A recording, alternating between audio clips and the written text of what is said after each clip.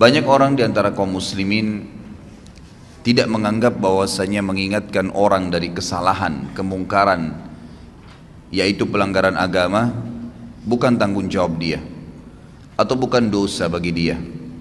Sehingga pada saat ada orang yang tidak sholat, dilihat depan matanya, ada orang yang berbuat zina, ada orang yang berbuat apa saja kemungkaran, dia menganggap itu adalah bukan urusan dia. Begitu pula pada saat seseorang melihat orang lain tidak mengerjakan kebaikan dan dia tahu itu adalah kebaikan, perintah dari Allah, apalagi kalau sifatnya wajib. Jadi terkadang ada kemungkaran itu yang sifatnya sendirian dia. Misal ada seseorang memberikan informasi kepada kita, kalau si fulan ini nggak sholat misalnya, lalu kita pergi meluruskan kesalahan dia, itu berarti cuma ingkar mungkar.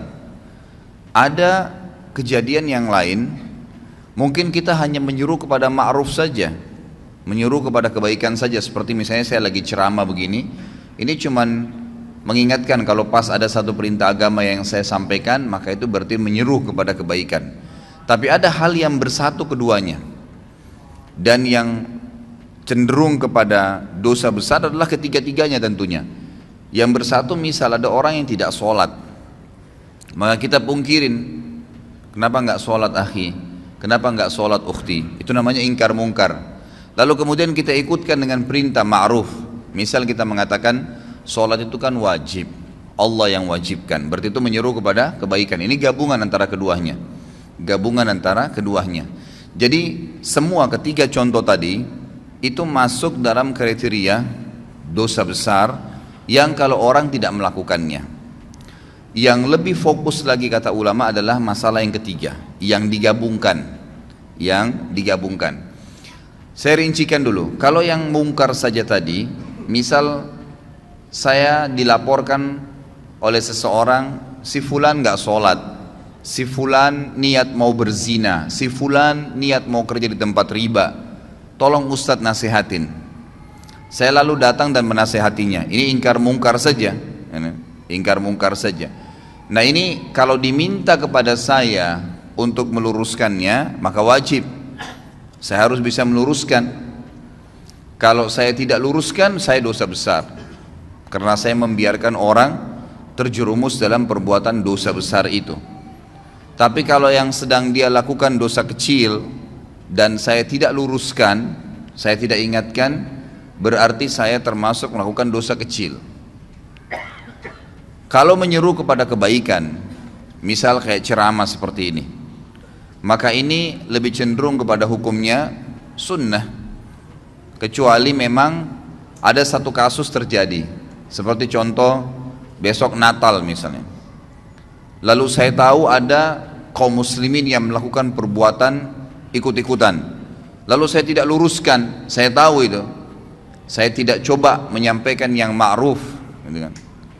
Maka berarti perintah agama memerintahkan agar kita merayakan Idul Adha dan tidak ada hari raya yang lain, mengingatkan kepada ma'ruf. Saya tidak ingatkan, maka saya berdosa besar. Tapi kalau umum saja penyampaian ceramah itu hukumnya sunnah saja kalau dia sampaikan secara umum, gitu kan. Kemudian ada yang gabungan antara ingkar mungkar dan ambil ma'ruf tadi. Seseorang yang sedang tidak sholat di hadapan kita, lalu kita ingatkan, luruskan, lalu sekaligus kita sebutkan fadilah daripada ibadah itu, berarti menggabungkan keduanya.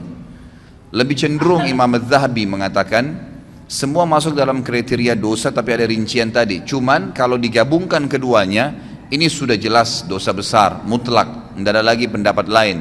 Misal ada orang depan mata kita jelas-jelas berbuat kesalahan pelanggaran agama, ya, maka di sini wajib bagi kita untuk memungkirinya. Kalau tidak, dan sekaligus menggabungkan dengan ma'ruf, ya, diingatkan. Jadi jangan sampai teman-teman cuma bilang orang lagi berzina, jangan kamu zina, haram dalam agama. Itu nggak cukup. Itu cuma ingkar mungkar. Harus digabungkan. Apa alasannya? Apa solusinya buat dia? Karena zina itu perbuatan yang fahisyah, perbuatan yang buruk. Bayangkan kalau nanti perempuan yang kamu zinain ini hamil, bagaimana nanti citra nama kamu di keluargamu, di masyarakat? Bagaimana nanti kalau dia hamil kamu menghadapinya? menggugurkan juga adalah dosa haram yang lain. Kalau kamu punya anak, anaknya haram. Jadi kita berikan ma'ruf, ya. Berikan selain ingkar mungkar, melarang dia, kita sampaikan juga kebaikan-kebaikan. Ada orang tidak sholat, tanya, kenapa akhi nggak sholat, gitu kan? Itu sudah ingkar mungkar ya, kenapa nggak sholat? Lalu kita masuk kepada ma'ruf. Sholat itu kan perintah agama, Allah subhanahu wa ta'ala yang wajibkan, pahalanya begini, begitu, begini, dan seterusnya. Maka ini penggabungan antara amr ma'ruf dan nahi mungkar. Kalau ada orang yang mengalami keadaan tadi, dia melihat depan matanya kemungkaran dan dia tidak pungkirin, dia termasuk orang yang melakukan dosa besar. Dan yang lebih berbahaya lagi, selama dia tidak meluruskan kesalahan orang itu dan dia sudah sempat melihatnya, dia tidak memungkirinya sama sekali ya. Sebagaimana nanti akan kita jelaskan, ada 3 tahapan: mengingkari dengan tangan, mengingkari dengan lisan, atau mengingkari dengan hati. Sama sekali tidak dilakukan, maka bisa menjadi dosa yang terus menerus dia dicatatkan padanya, karena dia membiarkan. Jadi ada orang ini, jelas dia tahu adiknya ini misalnya minum khamr, dia nggak ingat-ingatin, dibiarin aja terus. Dia tetap sholat, tetap hadir di majelis ilmu, tapi adiknya nggak pernah diingatin sama dia, nggak pernah dipungkiri bungkar, nggak pernah juga dikasih ma'ruf, disuruh ganti dengan minuman-minuman yang baik. Allah halalkan susu lebih sehat, Allah halalkan sirup, Allah halalkan madu, dan seterusnya. Kita amr ma'ruf. Kalau tidak, selama dia lihat kemungkaran tersebut dan sampai adiknya belum berubah, dia dapat dosa terus. Karena dia juga termasuk terlibat di situ, punya andil, dia seakan-akan membiarkan. Ringannya dalam agama kita, saudaraku, karena dalam agama ini ingkar mungkar yang tadi sifatnya bisa menjadi dosa besar itu akan hilang spontan pada saat kita mengingkari walaupun cuma sekali.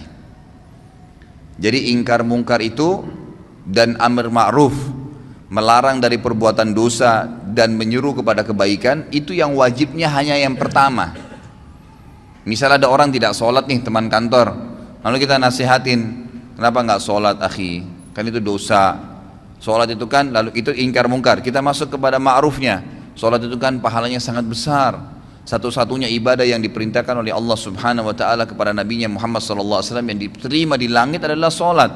Ibadah-ibadah yang lain, jihad, apa saja ya, termasuk ayat-ayat Al-Quran itu turun dari langit ke bumi. Perintah puasa, perintah zakat, kecuali sholat di langit.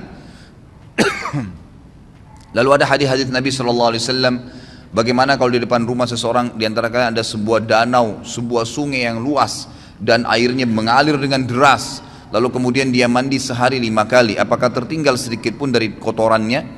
Maka pasti dia akan mengatakan, apa kata para sahabat, tidak ada ya Rasulullah. Kata Nabi SAW, itu perumpamaan 5 waktu sholat. Seseorang di antara kalian membersihkan 5 kali sehari dosanya. Jadi kita sebutkan ma'ruf, gitu kan? Kita sebutkan ma'ruf. Kalau kita sudah sampaikan kepada dia sekali saja, suami sampaikan kepada istrinya untuk pakai jilbab misalnya, gitu kan? Atau orang tua nasihatin anaknya, teman nasihatin temannya, atas kesalahan dia ya, diingkar mungkar, ingat selalu berhubungan. Larang kemungkaran, ganti dengan ma'ruf, ya. Banyak orang tidak bisa meluruskan kesalahan orang lain karena dia cuma ingkar mungkar. Kamu nggak boleh begitu, selesai. Nggak cukup, harus diikuti dengan ma'ruf. Jelaskan kenapa dia tidak boleh, lalu berikan solusi. Zina pezina, berikan solusi pernikahan. Nggak usah pikir dia terima atau enggak, itu bukan urusan kita.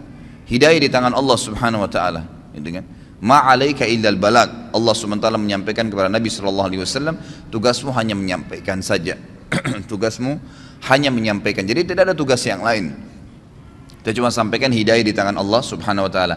Kalau sekali saja, sekali lagi, Anda sudah ingkar mungkar dan amr ma'ruf, maka gugur hukuman dosa besar. Nggak ada lagi sudah. Jadi kalau sudah diingatin sekali, yang kedua, yang ke-100, yang ke-1000 itu sudah sunnah hukumnya. Sudah sunnah. Suami akan lepas dari tanggung jawab terhadap istrinya yang tidak mau pakai jilbab kalau dia sudah ingatkan, jilbab itu haram kalau kamu memperlihatkan aurat kamu. Ingkar mungkar dan ambil ma'ruf. Kan kalau kamu tutup aurat kamu itu malah menjalankan perintah agama, dapat pahala. Kamu juga tidak kehilangan apa-apa kok, malah tidak diganggu oleh orang lain dan seterusnya. Maka sudah sekali. Ternyata istrinya masih belum mau lakukan. Dia boleh tetap mengingatkan, mendoakan, tapi minimal dia sudah lepas dari beban hukum nih.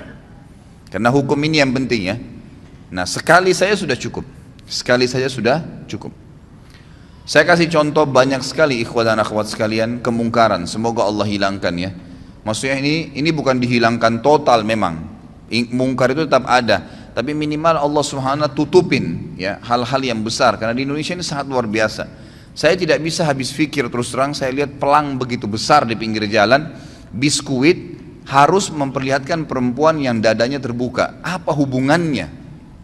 Apa hubungannya antara biskuit itu dengan perempuan yang memakan itu dengan kelihatan semua badannya? Tidak ada sama sekali, hubungannya tidak ada. Jadi orang sebenarnya lebih melihat kepada artis yang sedang ada di pelang itu. Tapi yang berbahaya adalah kita ini lewat di pelang itu. Berapa banyak pelang yang kita lewatin penuh dengan iklan sampo perempuan tidak pakai jilbab, iklan biskuit tadi yang ini. Belum sekarang karena dibiarkan makin jadi. Saya kaget melihat ada di salah satu jalan, poros jalan besarnya luar biasa iklan itu, iklan celana dalam laki-laki. Dan laki-laki itu betul-betul dikasih gambar hanya pakai celana dalam. Ini luar biasa ini. Ya, semoga Allah berikan hidayah ya. Ini negara kita berbahaya sekali kalau kita biarkan terus begini ya. Jadi ini tidak boleh. Ya, harus ada batasan gitu kan. Mungkin seorang laki-laki ini pun kalau ya seorang laki-laki tampil dan memang di sebelahnya ada dus celana dalamnya, orang sudah paham. Oh ya, ini sudah ada. Jadi kalau misalnya diberikan iklan sesuatu, itu pun kalau digambar yang terpapar itu kan secara syar'i memang tidak boleh ya. Tidak boleh memang. Kalaupun orang mau lihat yang paling kecilnya, mungkin seorang laki-laki di sebelahnya ada dus celana dalam, mungkin gitu kan. Tapi kalau ditampilkan tanpa baju, tanpa celana panjang, cuma celana dalam lalu besar pelangnya, setiap perempuan yang lewat situ melihatnya, setiap laki-laki yang lewat melihatnya, itu kan itu mungkar. Maka wajib Anda pungkirin ya, wajib dipungkirin, tidak boleh dibiarin. Kalau dibiarin dosa besar tuh ya. Dan kalau kita tidak pungkirin, lihat konsekuensinya. Selama pelang itu ada, kita dapat dosanya, karena semua orang yang lewat wajib pungkir. Tapi kelebihannya, kalau kita sudah pungkirin sekali saja, maka sudah gugur kewajiban, walaupun itu pelang masih ada gitu kan. Tinggal sekarang tata cara ingkar mungkar itu seperti apa. Imam Az-Zahabi mengangkat hadis yang sudah masyhur ya, hadis riwayat Imam Muslim, di mana Nabi SAW bersabda, man ra'a minkum munkaran falyughayyirhu biyadihi, fa in lam yastati' fa bilisani, fa in lam yastati' fa biqalbi, wa dzalika adhaful iman. Barang siapa di antara kalian melihat suatu kemungkaran, pelanggaran-pelanggaran agama, maka hendaklah ia segera mencegahnya dengan tangannya. Tangan ini kata para ulama adalah kemampuannya, power yang dia milikin. Misal orang tua kepada anaknya, dia punya wewenang, anaknya lagi mabuk diambil minuman kerasnya misalnya, atau dia tidak memberikan kebutuhannya kalau anaknya masih suka jalan dengan teman-temannya yang nakal-nakal, ditahan sama dia fasilitas, nggak boleh tinggal di rumah kalau emang tidak mau sholat misalnya. Ya memang itu kewajiban dia, dia boleh, dia punya hak untuk itu. Atau atasan kepada bawahannya, kerja di sini wajib pakai jilbab, kerja di sini wajib sholat 5 waktu, yang tidak mau keluar.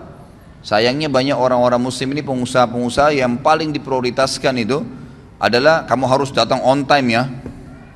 Itu apa-apa, nggak masalah. Jam 7 pagi kamu harus hadir di sini, kalau lewat berapa menit saya potong gaji kamu.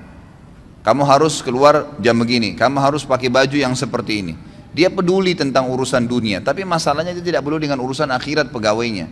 Dia tidak marah sama pegawainya kalau azan nggak sholat. Bahkan kadang-kadang lebih didahulukan untuk urusan dunia. Mungkin saya pernah sampaikan, saya wajibkan pegawai saya di toko sama restoran saya di Kalibata itu wajib untuk berhenti, nggak boleh. Yang tidak mau ikutin terlambat sholat saya berhentikan, nggak bisa. Saya tidak butuh duit, saya bilang. 10 menit sebelum azan berhentikan orderan, nggak boleh, gitu kan.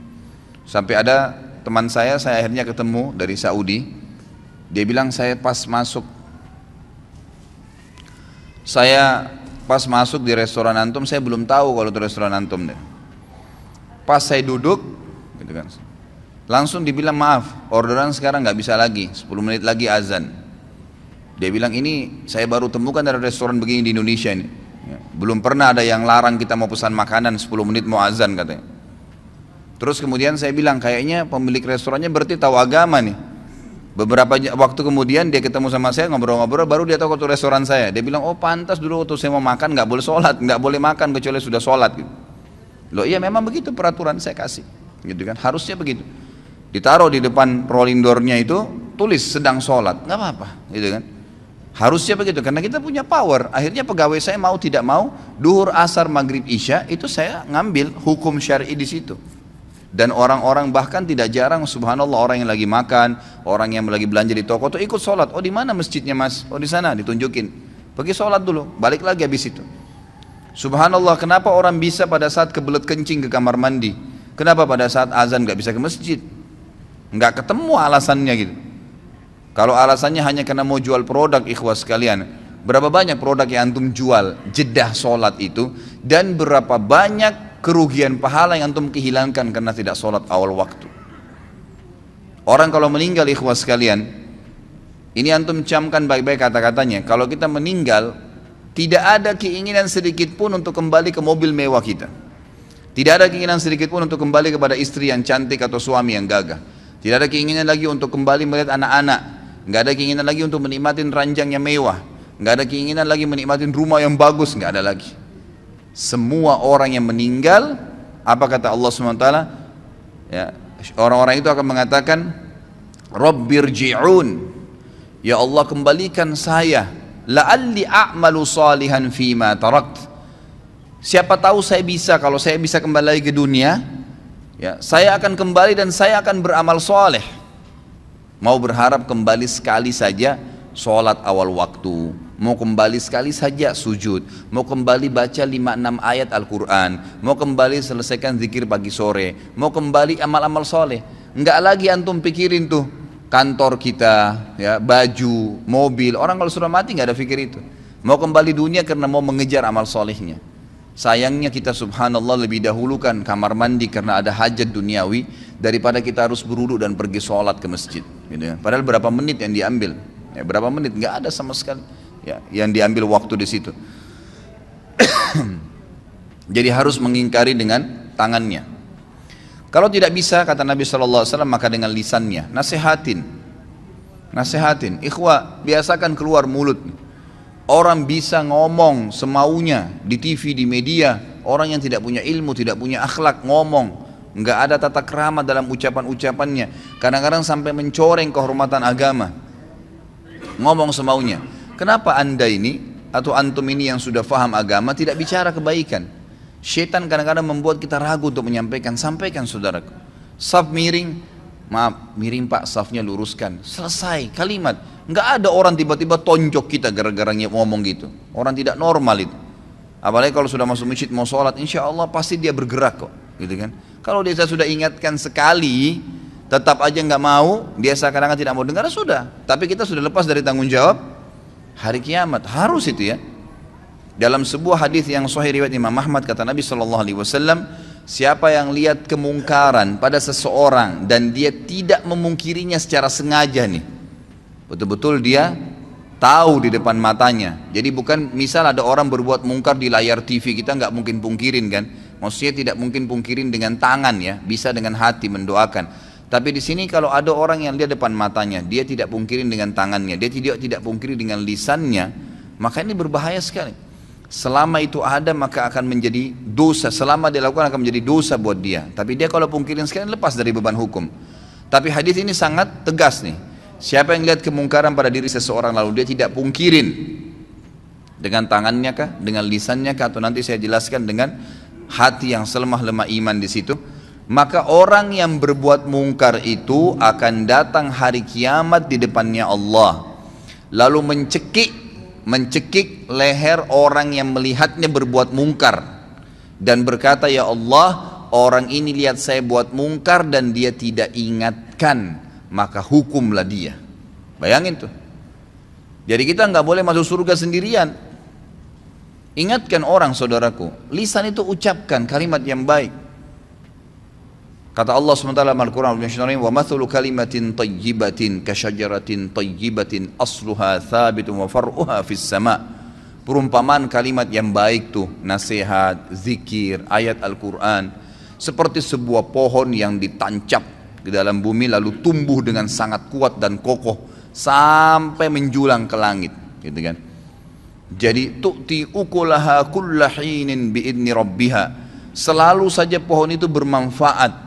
Buahnya kah, daunnya kah, naungannya kah, orang bernaung di bawahnya akan bermanfaat. Seperti itu kalimat yang baik. Ucapkan, sampaikan, gitu kan, selalu. Kemudian yang ketiga adalah mengingkari dengan hati.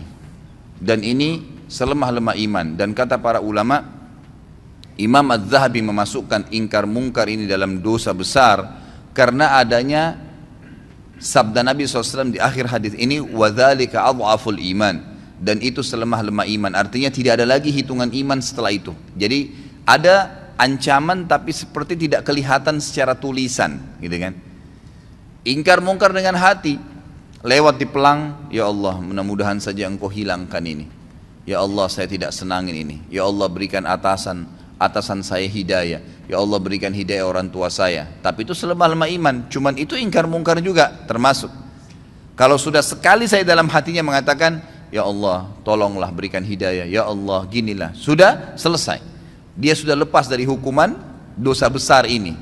Yang penting ingkar mungkar dulu.